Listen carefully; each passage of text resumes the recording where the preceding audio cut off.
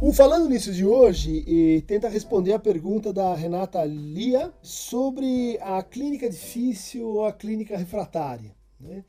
É uma designação que aparece aí na psicanálise anglo-saxônica, principalmente a partir dos anos 70, né? Para designar um conjunto de pacientes cujo diagnóstico é um pouco difuso, né?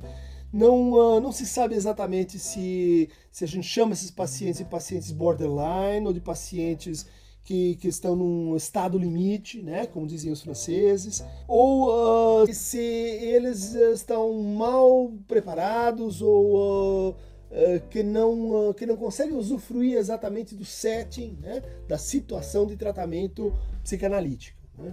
E esses pacientes que então são refratários ao quê? Né?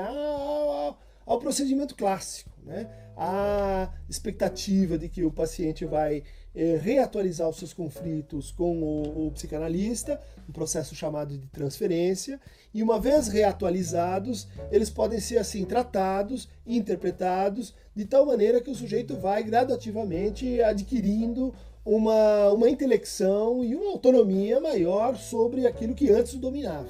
Ocorre que esse grupo de pacientes, ele apresenta um problema, uma dificuldade adicional.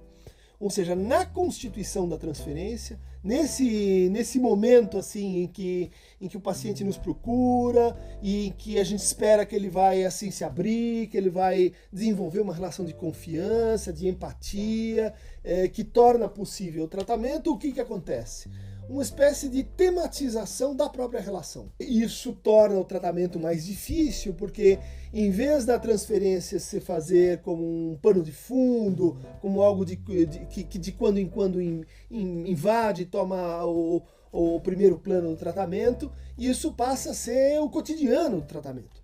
Isso exige, então, uma mobilização do psicanalista, uma atenção a relação que ele está tendo com o paciente é incomum ou diferente daquela que era tida então como habitual. É típico que se diga que os pacientes difíceis são aqueles que interpelam o psicanalista, são aqueles que não falam a linguagem que o psicanalista está esperando, são aqueles que colocam a relação em questão, se não permanentemente, frequentemente.